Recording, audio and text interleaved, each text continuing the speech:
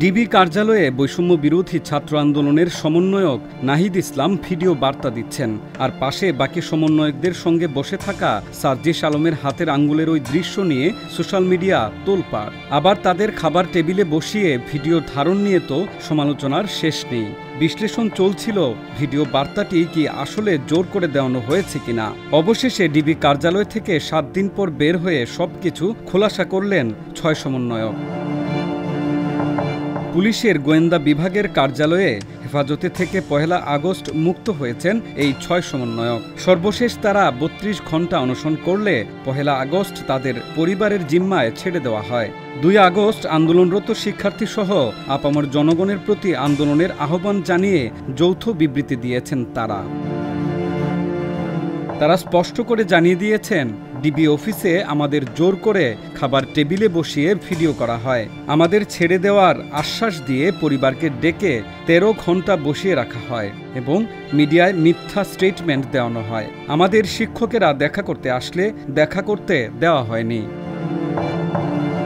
তারা আরও বলেছেন, আন্দোলন প্রত্যাহার করে ডিবি অফিস থেকে প্রচারিত 6 সমন্বয়কের ভিডিও স্টেটমেন্টটি আমরা স্বেচ্ছায় দেইনি। বৈষম্য বিরোধী ছাত্র আন্দোলনের কোনো সিদ্ধান্ত ডিবি অফিস থেকে আসতে পারে না। সারা দেশের সকল সমন্বয়ক ও আন্দোলনকারী শিক্ষার্থীদের অংশগ্রহণ ব্যতীত কোনো সিদ্ধান্ত চূড়ান্ত বলে গৃহীত হবে না।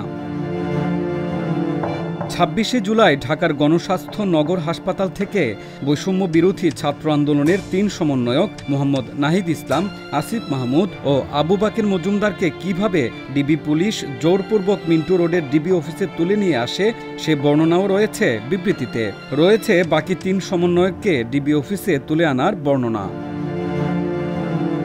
মূলত আন্দোলন ও নেতৃত্বকে ছত্রভঙ্গ করতেই 19 জুলাই থেকে বৈষম্য বিরোধী ছাত্র আন্দোলনের সমন্বয়কদের গুম, গ্রেপ্তার, নির্যাতন ও হয়রানি করা হচ্ছে বলে মনে করছেন তারা। আর তারই ধারাবাহিকতায় নিরাপত্তার নামে 6 সমন্বয়ককে 7 দিন ধরে ডিবি হেফাজতে জোরপূর্বক আটক করে রাখা হয়। তারা বলছেন, স্বরাষ্ট্রমন্ত্রী ও ডিবি প্রধান নিরাপত্তার কথা বললেও আমাদেরকে আন্দোলন থেকে বিচ্ছিন্ন করে রাখার জন্যই ডিবি হেফাজতে রাখা হয়েছিল।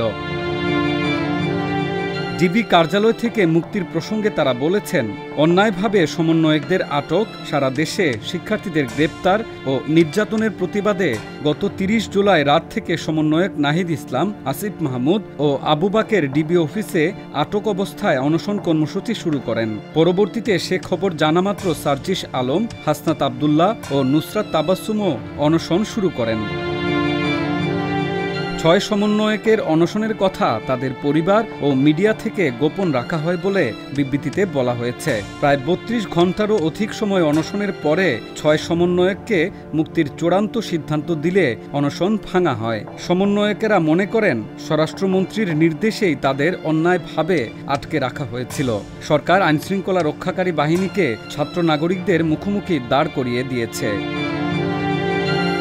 তারা বলছেন, ছাত্র নাগরিক হত্যার বিচার ও আটককৃত নিরপরাধ ব্যক্তিদের মুক্তির দাবিতে বৈষম্য বিরোধী ছাত্র আন্দোলনের কর্মসূচি অব্যাহত থাকবে। সারা দেশে ছাত্র নাগরিকদের প্রতি আহ্বান জানিয়ে বিবৃতিতে তারা বলেন, সরকারের মিথ্যা প্রোপাগান্ডা, দমন পীড়নকে তোয়াক্কা না করে রাজপথে নেমে আসুন।